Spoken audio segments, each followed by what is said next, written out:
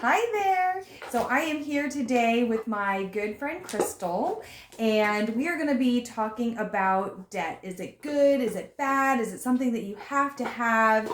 And we're just going to be talking a little bit about it and see what's out there. What do we all think? What are we hearing? So Chrystal and I have known each other for about 30 years.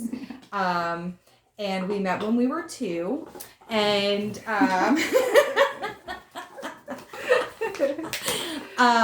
and we've seen each other through different phases of life, and I kind of put like a call out there on social media, and she was so gracious enough to respond to the call and said that she would be willing to let me torment her for a little bit of time through a video. So I have a few questions for her, and we're just going to talk. We're just going to talk about debt and what that looks like and what it is, and is it normal? All right, so when you hear the word debt, what comes to your mind? The national debt. The national debt, wow. The trillions of dollars. The trillions. We are in debt. Yeah. That we'll probably never get out of. Yeah, I mean, it would take a lot of reduced spending and really tightening up the budget to get out of trillions. You're right. So when you hear the word debt, you go like big, like huge. Yeah. I mean, and we hear about it all the time in the news, and we want to add more debt to our national debt. So yeah, there's a big always on the news is we're going to decrease it, but then they're going to increase it. Yeah. What do you think about it on like a personal level? So I think debt is a little bit of it's necessary. I feel like it's intertwined with credit because credit is what our society runs on now. Mm-hmm. So you have to have a little bit maybe initially, but you don't have to stay there and you don't have to live in it. Because I think of financial situations are like standing on the grass. Debt is like a hole.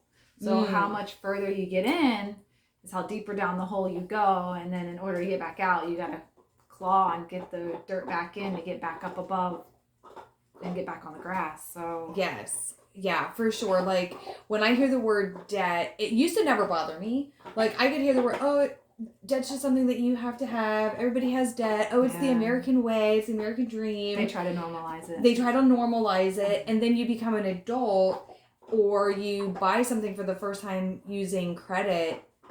And when you have to make that monthly payment month after month after month, all of a sudden, like, debt's not fun anymore. And you kind of want to do everything you can to, like, get out of it. I'm not into it myself. That's good. I don't like debt. I always try to get away from it.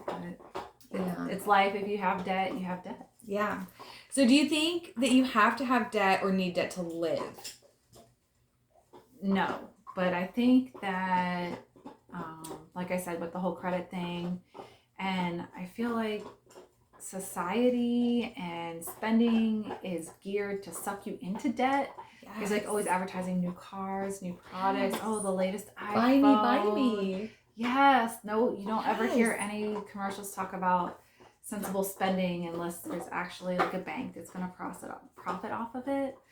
So it's never like in your benefit, but it's always in somebody else's benefit to have you in debt or in a negative financial position in life, I think. For sure. Like all of the credit card companies, all of the banks, all of, the big, huge companies, they're not out there to help you. They're not your friend. They're not your friend. No, they're not your friend. And debt is a very easy thing, like, to get sucked into because it looks all pretty and shiny and it's all about, and we don't want to have FOMO, right? Like fear of missing out. Oh, but I want that new car. Oh, I want that new purse. Oh, I want that new pair of shoes, whatever the new thing is.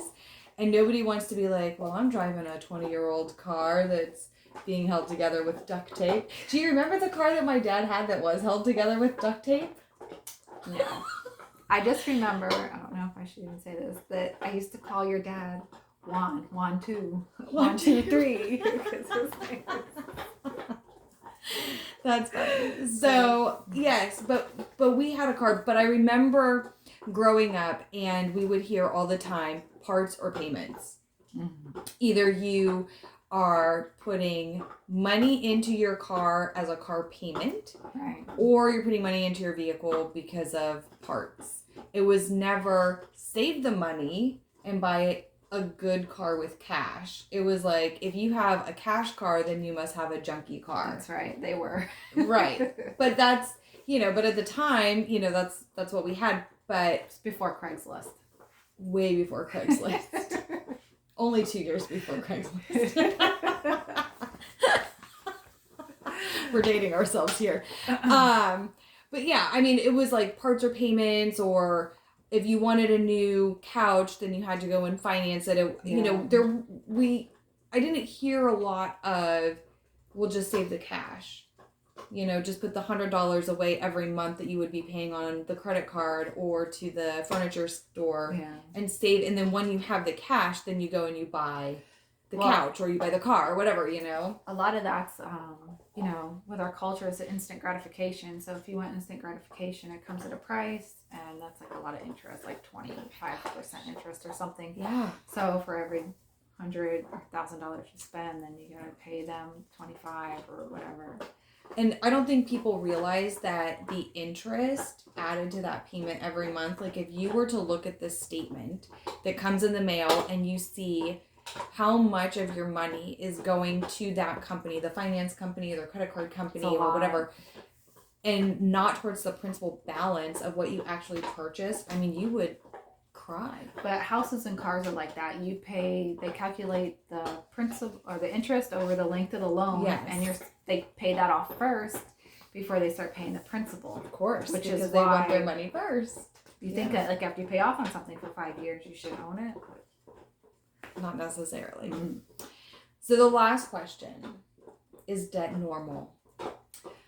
I think debt is normalized, but I don't think it should be normal. I don't think back in like the 50s and 60s, you never hear about mortgages or car payments. People just worked and saved their money and got a house, got a car. Right, like they saved the cash. Right. Whether that was in their bank account or, back in the way day, they probably had like a jar of money somewhere. Under the mattress. Under the mattress, when the mattress got so high, you just cashed then it you in. knew, we have the money. Yeah, but you're right.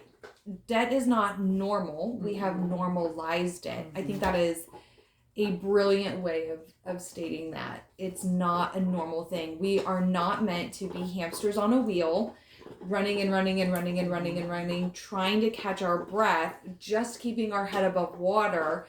We are not meant to live that way, but we have normalized it, and people feel like, if I don't have the payment, then I don't have the item. I don't have the luxury. I don't have what I'm wanting, right? I know, like a lot of like car advertisements, it's like only $500 a month payment, and Only. it just makes it seem normal to have payments and have those debts when realistically it's like a little black cloud over your head all the time. I mean, what could you do with $500 extra in your pocket every month?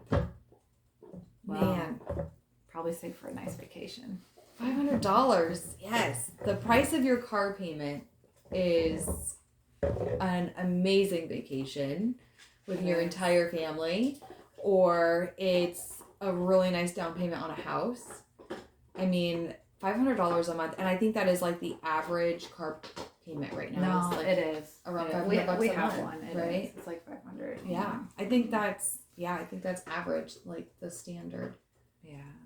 So, man, yes. So debt is not normal, people. Mm-hmm. You can get out of debt. You don't have to go into it.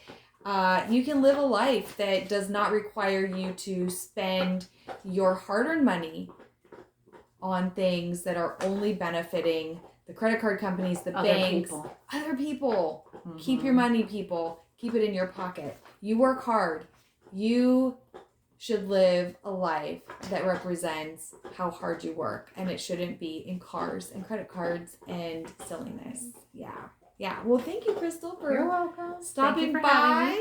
I don't know if she'll ever agree to do this again. Hopefully the torture wasn't too bad. But it's been a good time. So thank you. You're welcome. I hope you guys enjoyed this fun little video, and I will catch you later. Thanks so much. Bye.